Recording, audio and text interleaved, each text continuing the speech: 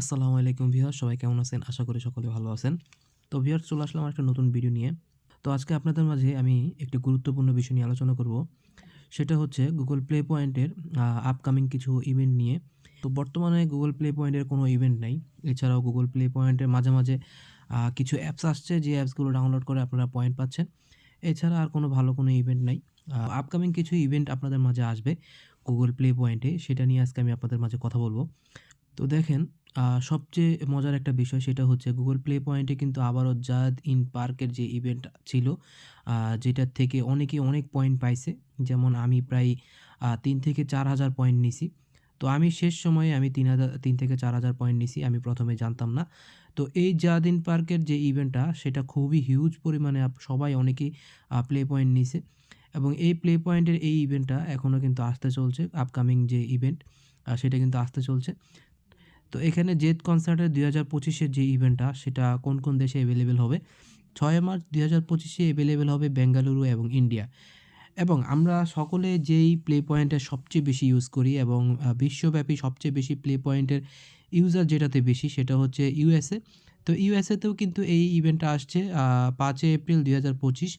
তো এখন হচ্ছে যারা ইউএসএ সার্ভারে প্লে পয়েন্ট ইউজ করেন তারা অবশ্যই ৫ এপ্রিল ২০২৫ এ জয়েন হয়ে আপনারা এখান থেকে প্লে পয়েন্ট আর্ন করতে পারবেন। তো এখন হচ্ছে এছাড়াও যে বাইরের ইভেন্টগুলো আছে যেমন জাপান, ইয়োকোহামা, তারপরে হচ্ছে বেঙ্গালুরু, ইন্ডিয়া, মানে ইন্ডিয়ার যে মেইন ইভেন্টে আসবে বেঙ্গালুরু সার্ভারে, এবং হচ্ছে জাপানের ইয়োকোহামা মেইন সার্ভারে আসবে। তো এখন আপনারা ওই সার্ভারগুলোতে নিতে পারবেন। তবে অবশ্যই আপনাদেরকে ওই সার্ভারের Google Play Point অবশ্যই আপনাদের অ্যাকাউন্ট থাকতে হবে। থাকলে আপনারা ওইখান থেকে জয়েন হয়ে ওইখান থেকে আপনারা প্লে পয়েন্ট নিতে পারবেন। তো এখন হচ্ছে আমি আপনাদেরকে একটা বিষয় বলি, সেটা হচ্ছে ধরেন আপনি জাপান থেকে অনেক প্লে পয়েন্ট আর্ন করছেন, সেটা কি আপনারা রিডিম করে আ আপনারা ইউএসএ সার্ভার বা ইউকে সার্ভারে নিতে পারবেন কিনা? সেটা এখনও সিউরলি বলতে পারতাছি না। তবে যতটুকু সম্ভব, যতটুকু মনে হয় যে Google বর্তমানে যে সিকিউর দিছে, যে আপডেট আনছে বর্তমানে, আমি মনে হয় না এটা অন্যান্য সার্ভার থেকে একেক সার্ভার থেকে আরেক সার্ভারে এড করা যাবে। তো সেক্ষেত্রে অবশ্যই আপনারা জাপান থেকে যদি প্লে পয়েন্ট আর্ন করেন তাহলে সেটা জাপানেই রিডিম কোডের মাধ্যমে জাপানের অন্য কোনো অ্যাকাউন্টে নিতে পারবেন। তো এই হচ্ছে আপকামিং যে ইভেন্ট সেটা আপনাদেরকে বললাম। তো এই ইভেন্ট থেকে কিন্তু অনেকেই অনেক পয়েন্ট পাইছে। আমি যদি একটু আপনাদেরকে প্রমাণ দেখাই আমার অন্যান্য অ্যাকাউন্ট থেকে। তো দেখেন ভিউয়ার্স, আমার এই অ্যাকাউন্টটিতে কিন্তু আমি যেদিন পার্ক থেকে যে পয়েন্টগুলো আর্ন করছি, আমি শুধুমাত্র একটা অ্যাকাউন্ট থেকে আপনাদেরকে দেখাচ্ছি। আমার এরকম অনেকগুলো অ্যাকাউন্ট আছে যেগুলো থেকে আমি প্লে পয়েন্ট থেকে আ যেদিন পার্কের যে ইভেন্ট ছিল সেই ইভেন্ট থেকে আমি প্লে পয়েন্ট আর্ন করছি। তো এখানে দেখেন ৫০ পয়েন্টের একটা প্লে পয়েন্ট আর্ন করছি। সেটা হচ্ছে যখন যেদিন পার্কের একদম শেষ পর্যায়ে চলে আসে তখন এখান থেকে আর্ন করছিলাম। এছাড়াও এখান থেকে ১৫০ পয়েন্ট, ১৭০ পয়েন্ট, ১৮০ পয়েন্ট। তো এই পয়েন্টগুলো কিন্তু রিডিম কোড আকারে আসছিল। জানি না বর্তমানে যে ইভেন্টটা আপকামিং আসতে চলছে যেদিন পার্কের, সেটা কি রিডিম কোডের আকারে আসবে কিনা? কারণ আমরা দেখেছি যে Google Play Point এর উইকলি যে প্রাইজ মানি সেটা কিন্তু আগে কিন্তু রিডিম কোডের সিস্টেম ছিল।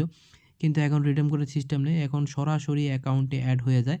তো যদি এখনও বর্তমানে যে যেদিন পার্কের সিস্টেমটা যদি এখনো বর্তমানের মতো করে ফেলে, তাহলে কিন্তু পয়েন্ট পেলে কিন্তু অটোমেটিক্যালি এড হয়ে যাওয়ার কথা। তো যদি একেবারে এড হয়ে যায় তাহলে কিন্তু আপনাদের বেনিফিট কমই আসবে। কারণ আপনারা যারা একটা অ্যাকাউন্ট নিয়ে কাজ করতে চান তারা কিন্তু যদি রিডিম কোডের সিস্টেম থাকে তাহলে ওই একটা অ্যাকাউন্টে কিন্তু এড করে আপনারা প্লে পয়েন্টগুলো একসাথে এড করতে পারবেন। তো এটা নিয়ে বিস্তারিত আরও কথা বলব যখন এই ইভেন্টটা আসবে, তখন একটু আপনাদেরকে আরও বুঝায়ে বলব। এটা নিয়ে অনেক কথাই বলার আছে। তো একটা ভিডিওতে এত কথা না বললেই নয়, কারণ ভিডিওটা অনেক লং হয়ে যাবে।